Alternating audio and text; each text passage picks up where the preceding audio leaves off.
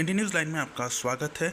America के फ़िलिस्तीन शांति योजना के खिलाफ एसयूसीआई ने जंतर मंतर पर विरोध प्रदर्शन किया। आइए जानते हैं क्या मामला है। इस बारे में हमारे साथ बातचीत करने के लिए मौजूद हैं प्राण शर्मा। देखिए, अमेरिकी राष्ट्रपति डोनाल्ड ट्रंप ने अभी एक पीस प्रपोजल दिया है, पीस प्लान दिया, जिसमें इसराइल और हमास जो है वो आपसी जो उनका जो चल रहा है, जो लड़ाई चल रही है वहाँ पर, फ़लस्तीन पर हमला हो रहा है और फ़लस्तीन के साथ जुड़े हुए जो अरब देश हैं उनके साथ जो हमला चल रहा है उसको बंद किया जाए। सवाल यहाँ पर है, पीस प्लान अमेरिका क्यों दे रहा है?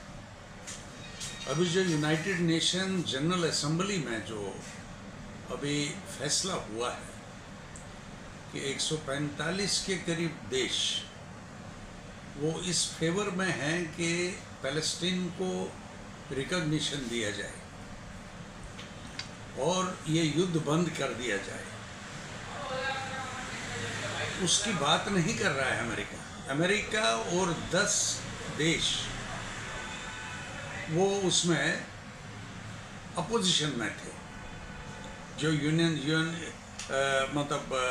जनरल असेंबली में जो डिस्कशन हुआ वो माइनॉरिटी में थे, नेग्लिजिबल माइनॉरिटी। और जब उस डिसीजन को वो नहीं मान रहे, जो पब्लिक ओपिनियन है, जो सभी मैक्सिमम देशों का जो ओपिनियन है 145 देशों का, वो नहीं मान रहे, उसको नकार रहे हैं। ये जो इंटरनेशनल कोर्ट ऑफ जस्टिस ने नेतन्याहू को वार क्रिमिनल करार दिया है और उसी को अमेरिका सपोर्ट कर रहा है। अमेरिका क्या सही मायने में पीस चाहता है? अमेरिका असल में अरब वर्ल्ड में अपना दबदबा बनाने के लिए, जो वहाँ पर ऑयल रिसोर्सेज है उन पर उसकी नज़र है, चाइना के और रशिया के दरवाजे पर रहना चाहता है, अपनी प्रेजेंस दिखाना चाहता है। अमेरिका अभी एक्यूट इकोनॉमिक क्राइसिस में है। अब देखिए, अमेरिका का सारा इकोनॉमी जो अभी है वो है मिलिटराइज्ड इकोनॉमी। उनका कंजप्शन प्रोडक्ट्स जो है वो ख़त्म हो गया। चाइना ने उनका बाजार पकड़ लिया, क्राइसिस में है।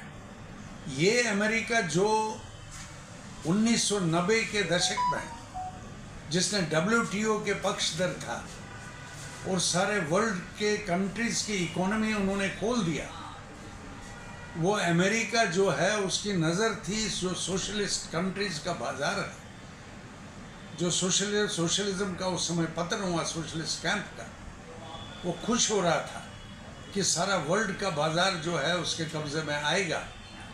तो उन्होंने WTO रिजीम उस समय किया, सभी कंट्रीज को फोर्स किया कि आप अपनी इकोनॉमी खोल लो। वही अमेरिका अब अपना इकोनॉमी बंद कर रहा है, टैरिफ फॉल खड़ा कर रहा है। कितना क्राइसिस है अमेरिकन इकोनॉमी का, आप अंदाज़ा लगा सकते हैं। अभी वो प्रोडक्शन, मतलब सिविल प्रोडक्शन छोड़ के वो मिलिटराइज्ड प्रोडक्शन कर रहा है। उनका मिलिटराइज्ड इकोनॉमी हुआ है और मिलिटराइज्ड इकोनॉमी के लिए जो मिलिट्री हार्डवेयर वो प्रोड्यूस कर रहा है, उसके लिए मार्केट बनेगा युद्ध करने से। सीरिया में देखिए आप, यमन में देखिए आप, यहाँ पर देखिए इसराइल को मदद कर रहा है। इसराइल अभी बन गया है टेस्टिंग ग्राउंड। जो अमेरिका नया नया हथियार बना रहा है वहाँ इसराइल, ये जो इसमें मतलब फ़लस्तीन में वो टेस्टिंग ग्राउंड बन गया। नहीं तो ये मानवता है जहाँ पर भूखे हैं, बिलखते हुए बच्चे हैं, हॉस्पिटल्स पर आप बम्बार्डमेंट कर रहे हो, जिनको मदद का ज़रूरत है। सारा दुनिया जो है उनको मदद करने के लिए तैयार है। अमेरिका दादागिरी अपनी दिखा रहा है। ये मानवता है, ये डेमोक्रेसी है, ये डेमोक्रेटिक वैल्यूज़ हैं। अमेरिका और इसराइल इसराइल का अपना रिसोर्सेज क्या है? ये तो अमेरिका है जो उसको खड़ा कर रहा है वहाँ पर। जी, तो सर आगे का आपका प्रोटेस्ट, आगे जो प्रोटेस्ट आपने किया वो आगे क्या रहने वाला है आपको? ये असल में क्या है, अमेरिका का ये जो पीस प्लान है, ये कोई उनका नैतिक आधार नहीं है इस पीस प्लान का। अगर नैतिक आधार पर वो चलेंगे तो उनको तो यूएन जनरल असेंबली का जो रेजोल्यूशन है जो पास हुआ उसको एक्सेप्ट करना चाहिए, तभी तो नैतिकता सामने आएगी। वो उसको रिजेक्ट कर दिया उन्होंने। इसराइल का पक्षधर कौन है? अमेरिका है।